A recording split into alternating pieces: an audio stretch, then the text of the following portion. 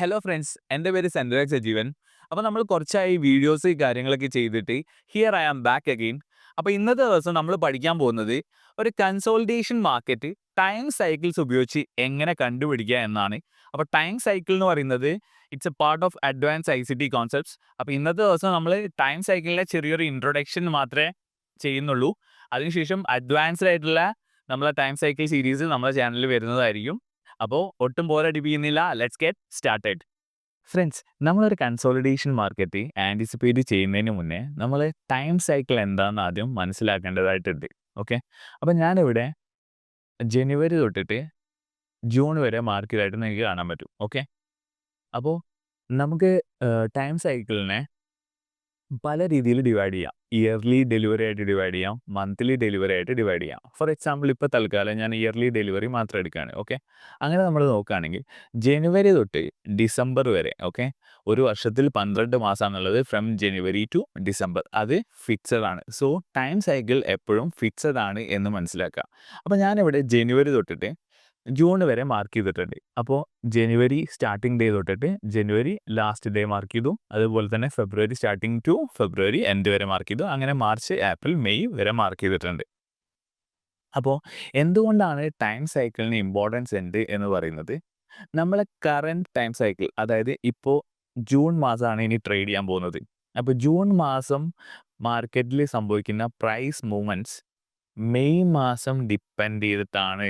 അതായത് നമ്മുടെ previous cycles depend ചെയ്തിട്ടാണ്. അപ്പോൾ ഇത് മെയ് മാസം മാത്രം ഡിപ്പെൻഡ് ചെയ്തിട്ടല്ല, ജൂൺ മാസം നടക്കാൻ പോകുന്ന പ്രൈസ് മൂവ്മെൻറ്റ്സ് മെയ് മാസം ഡിപ്പെൻഡ് ചെയ്തിട്ടാവാം, ഏപ്രിൽ മാസം ഡിപ്പെൻഡ് ചെയ്തിട്ടാവാം, മാർച്ച് മാസം ഡിപ്പെൻഡ് ചെയ്തിട്ടാവാം, ഫെബ്രുവരി ആവാം, അങ്ങനെ പോവാം.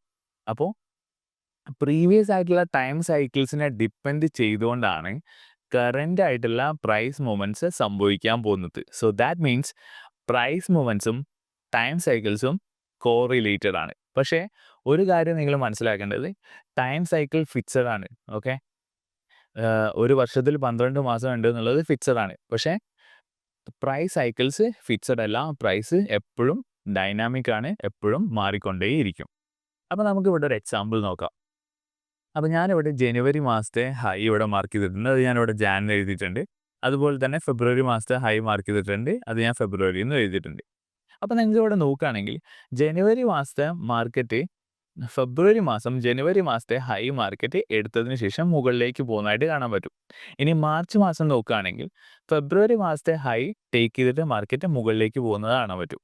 ഇനി ഏപ്രിലേക്ക് നോക്കുകയാണെങ്കിൽ മാർച്ച് മാസത്തെ ഹൈ മാർക്കറ്റ് ടേക്ക് ചെയ്തിട്ട് മുകളിലേക്ക് പോകുന്നതായിട്ട് നിങ്ങൾക്ക് കാണാൻ പറ്റും. അപ്പോൾ from the last 4 months market previous സൈക്കിൾസിൻ്റെ ഹൈ ടേക്ക് ചെയ്തിട്ടാണ് മുകളിലേക്ക് പോകുന്നത്. So that means market literally ഒരു ബുള്ളിഷ് ഓർഡർ ഫ്ലോ ആണ് കാണുന്നത്. ഓക്കെ, അപ്പോൾ ഇമ്പോർട്ടൻറ്റ് പോയിന്റ് എന്താ വെച്ചാൽ, whenever we are in a bullish or a bearish order flow, നമ്മളെ പ്രീവിയസ് സൈക്കിൾസിൻ്റെ high and low support and resistance ആയിട്ട് ആക്ട് ചെയ്യും. ഓക്കെ, അപ്പോൾ ഞാൻ ഒരു എക്സാമ്പിളിലൂടെ കാണിക്കാം. ഇവിടെ ഏപ്രിൽ മാസം നിങ്ങൾ നോക്കൂ. ഏപ്രിൽ മാസം മാർക്കറ്റ് എന്ത് ചെയ്തു? മാർച്ച് മാസത്തെ ഹൈ എടുത്തതിന് ശേഷം മാർക്കറ്റ് താഴേക്ക് വന്നു അല്ലേ?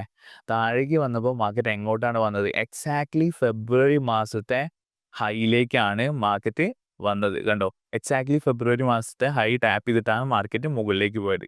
അതുകൊണ്ടാണ് whenever prices in a bullish or a bearish order flow, നമ്മുടെ പ്രീവിയസ് സൈക്കിൾസിൻ്റെ ഹൈക്കും ലോയ്ക്കും ഭയങ്കര ഇമ്പോർട്ടൻസ് ഉണ്ട്. അവിടുന്ന് സപ്പോർട്ടും റെസിസ്റ്റൻസ് എടുത്ത് മാർക്കറ്റ് മുകളിലേക്ക് പോകാൻ ഉള്ള ചാൻസ് വളരെയധികം കൂടുതലാണ്. അതുകൊണ്ടാണ് ടൈം സൈക്കിളിൽ ഇമ്പോർട്ടൻ്റ് ഉണ്ട് എന്ന് പറയുന്നത്. അതേമാതിരി നിങ്ങളിവിടെ നോക്കൂ, മെയ് മാസം മാർക്കറ്റ് മാർച്ച് മാസത്തെ ഹൈന്നാണ് സപ്പോർട്ട് എടുത്ത് മുകളിലേക്ക് പോയത്. സോ ടൈം സൈക്കിളും പ്രൈസ് സൈക്കിളും കോറിലേറ്റഡ് ആണ്. ഓക്കെ, ഇനി coming back to our topic, ഒരു കൺസോളിഡേഷൻ മാർക്കറ്റ് എങ്ങനെ മനസ്സിലാക്കുക എന്ന് നോക്കാം. ഫസ്റ്റ് ഓഫ് ഓൾ, ഓക്കെ, നമുക്കൊരു കൺസോളിഡേഷൻ മാർക്കറ്റ് ഒരു വലിയൊരു ബിഗ് മൂവിന് ശേഷം നമുക്ക് എക്സ്പെക്റ്റ് ചെയ്യാവുന്നതാണ്. അപ്പോൾ നിങ്ങളിവിടെ നോക്കൂ, ജനുവരി മന്ത് തൊട്ടിട്ട് ഏപ്രിൽ മന്ത് വരെ market is continuously going up. അപ്പോൾ നമുക്കിവിടെ ഒരു ഓൾസോ നമ്മൾ മാർച്ച് ഏപ്രിൽ മന്ത് നോക്കുകയാണെങ്കിൽ നമുക്കൊരു വെരി ബിഗ് മൂവ് മുകളിലേക്ക് കാണാൻ പറ്റും. ഓക്കെ, സോ നമുക്ക് എപ്പോഴാണോ ഇങ്ങനത്തെ ഒരു ബിഗ് മൂവ് കിട്ടുന്നത്, അതിനുശേഷം നമുക്കൊരു കൺസോളിഡേഷൻ മാർക്കറ്റ് എക്സ്പെക്റ്റ് ചെയ്യാവുന്നതാണ്. ഇനി നമുക്ക് കൺസോളിഡേഷൻ മാർക്കറ്റ് ടൈം സൈക്കിൾ ഉപയോഗിച്ച് എങ്ങനെ കണ്ടുപിടിക്കാൻ നോക്കാം. അപ്പോൾ നമുക്ക് ജനുവരി എന്ന് തുടങ്ങാം.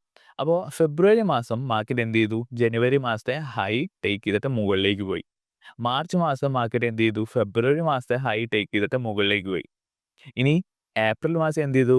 മാർച്ച് മാസത്തെ ഹൈ ടേക്ക് ചെയ്തിട്ട് മുകളിലേക്ക് പോയി. പക്ഷേ നിങ്ങൾ മെയ് മാസം നോക്കുകയാണെങ്കിൽ ഏപ്രിൽ മാസത്തെ ഹൈയോ ലോയോ മാർക്കറ്റ് ഇതുവരെ എടുത്തിട്ടില്ല. അതുകൊണ്ടാണ് നിങ്ങൾക്ക് ഇവിടെ back and fourth price action കാണുന്നത്, അല്ലെങ്കിൽ കൺസോളിഡേഷൻ മാർക്കറ്റ് കാണാൻ പറ്റുന്നത്. അപ്പോൾ നമ്മളെ പ്രീവിയസ് ടൈം സൈക്കിളിലെ മാർക്കറ്റ് ഇതുവരെ എടുക്കാത്തത് കൊണ്ടാണ് നമുക്കിവിടെ ഒരു കൺസോളിഡേഷൻ മാർക്കറ്റ് കാണുന്നത്. അതുകൂടാതെ ഇവിടെ ഒരു ബിഗ് മൂവ്, അതായത് കഴിഞ്ഞ മാസം നമുക്കൊരു വലിയൊരു മൂവ് കിട്ടിയതുകൊണ്ട് നമുക്കൊരു കൺസോളിഡേഷൻ മാർക്കറ്റ് എക്സ്പെക്റ്റ് ചെയ്യാവുന്നതുമാണ്. ഇനി ഞാനിവിടെ നമ്മളെ മെയ് മാസത്തെ ഹൈയും മെയ് മാസത്തെ ലോയും ഇവിടെ മാർക്ക് ചെയ്യാൻ പോവാണ്. ഓക്കെ, ഇതാണ് നമ്മളെ മെയ് മാസത്തെ ഹൈ, ഇതാണ് നമ്മളെ മെയ് മാസത്തെ ലോ എന്ന് പറയുന്നത്. അപ്പോൾ ഇനി അടുത്ത നമ്മളെ കറണ്ട് സൈക്കിൾ എന്ന് പറയുന്നത് ജൂൺ മാസമാണ്. ഓക്കെ, അപ്പോൾ ജൂൺ മാസം മാർക്കറ്റ് ഈ മെയ് മാസത്തെ ഹൈയോ ലോയോ എടുക്കാത്ത പക്ഷം, ഓക്കെ, അതായത് ജൂൺ മാസം മാർക്കറ്റ് ഈ മെയ് മാസത്തെ ഹൈയോ മെയ് മാസത്തെ ലോയോ എടുക്കാത്ത പക്ഷം നമുക്ക് എന്ത് കാണാൻ പറ്റും? വീണ്ടും ഒരു കൺസോളിഡേഷൻ മാർക്കറ്റ് നമുക്കിവിടെ കാണാൻ പറ്റുന്നതാണ്. അപ്പോൾ ഇങ്ങനെയാണ് നമ്മൾ ടൈം സൈക്കിൾ ഉപയോഗിച്ചിട്ട് നമുക്ക് കൺസോളിഡേഷൻ മാർക്കറ്റ് എക്സ്പെക്റ്റ് നമുക്ക് കണ്ടുപിടിക്കാൻ പറ്റുന്നത്. ഇനി നമുക്ക് ഈ ഒരു സെയിം കോൺസെപ്റ്റ് വീക്ക്ലി ടൈം ഫ്രെയിമിൽ ഉപയോഗിക്കാൻ പറ്റും. ഓക്കെ, അപ്പോൾ നമുക്ക് ഇതിന് നമ്മൾ ഉപയോഗിക്കാൻ പോകുന്നത് മന്ത്ലി ഡെലിവറിയാണ്. അപ്പോൾ നമുക്ക് ഇതിൽ 4 ആഴ്ചയായിട്ട് നമുക്കൊരു മാസം ഡിവൈഡ് ചെയ്യാം. അപ്പോൾ അങ്ങനെയാണെങ്കിൽ നമുക്കിവിടെ ജസ്റ്റ് ഒരു എക്സാമ്പിൾ നോക്കാം. അപ്പോൾ ഇവിടെ നിങ്ങൾ 19th മെയ് മൺഡേ നമുക്കിവിടെ ഇതിനെ നമുക്കൊരു വെർട്ടിക്കൽ ലൈനിൽ മാർക്ക് ചെയ്യാം. മൺഡേ കഴിഞ്ഞിട്ട് Tuesday, Wednesday, Thursday, Friday. Okay, അപ്പോൾ ഈ ഒരു 5 ദിവസം മാർക്കറ്റിൽ ഏറ്റവും താഴെ ക്രിയേറ്റ് ചെയ്തിരിക്കുന്ന ലോ ഇവിടെയാണ്, ട്യൂസ്ഡേ ലോ. ഇതാണ് ഫ്രൈഡേ ഹൈ. അപ്പോൾ നമ്മളെ പ്രീവിയസ് വീക്ക് ഹൈ ഇവിടെയാണ്, പ്രീവിയസ് വീക്ക് ലോ ഇവിടെയാണ്. അപ്പോൾ നമ്മൾ ഈ തൊട്ട് കഴിഞ്ഞ കറൻറ്റ് വീക്കിൽ മാർക്കറ്റിൽ നിങ്ങൾക്ക് കാണാൻ പറ്റും നമ്മളെ മെയ് 19 ക്രിയേറ്റ് ചെയ്തിട്ടുള്ള, അതായത് മെയ് 19 തൊട്ടുള്ള ആഴ്ചയിൽ ക്രിയേറ്റ് ചെയ്തിട്ടുള്ള ഹൈയോ ലോയോ മാർക്കറ്റ് ഇതുവരെ എടുത്തിട്ടില്ല. അതുകൊണ്ടാണ് നിങ്ങൾക്ക് ഇവിടെ ഒരു കൺസോളിഡേഷൻ മാർക്കറ്റ് കാണാൻ പറ്റുന്നത്. ഇനി നേരെ നിങ്ങൾ ഇവിടെ നോക്കൂ, ഇതാണ് നമ്മളെ മെയ് 26 ഹൈ. ഓക്കെ, അപ്പോൾ ഇതാണ് നമ്മളെ മൺഡേ ഹൈ. ഇനി ഇതാണ് നമ്മളെ തേഴ്സ്ഡേ ലോ. അപ്പോൾ നമ്മൾ തൊട്ട് കഴിഞ്ഞ ആഴ്ച നോക്കുകയാണെങ്കിൽ ഓക്കെ, മാർക്കറ്റ് ഇനി വരാൻ പോകുന്ന ആഴ്ചയിൽ ഈ ഒരു ഹൈയോ ഈ ഒരു ലോയോ എടുക്കാത്ത പക്ഷം നമ്മൾ വീണ്ടും ഒരു കൺസോളിഡേഷൻ മാർക്കറ്റ് കാണാവുന്നതാണ്. അതായത് നമ്മളെ പ്രീവിയസ് ടൈം സൈക്കിളിൻ്റെ ഹൈയോ ലോയോ എടുക്കാത്ത പക്ഷം നമുക്കൊരു കൺസോളിഡേഷൻ മാർക്കറ്റ് കാണാവുന്നതാണ്. ഓക്കെ, എസ്പെഷ്യലി നമ്മൾ ഹയർ ടൈം ഫ്രെയിമിൽ ഒരു കൺസോളിഡേഷൻ മാർക്കറ്റ് നടക്കുന്നതുകൊണ്ട്. അപ്പോൾ ഇങ്ങനെയാണ് നമ്മുടെ ടൈം സൈക്കിൾസ് ഉപയോഗിച്ചുകൊണ്ട് കൺസോളിഡേഷൻ മാർക്കറ്റ് കണ്ടുപിടിക്കുന്നത്.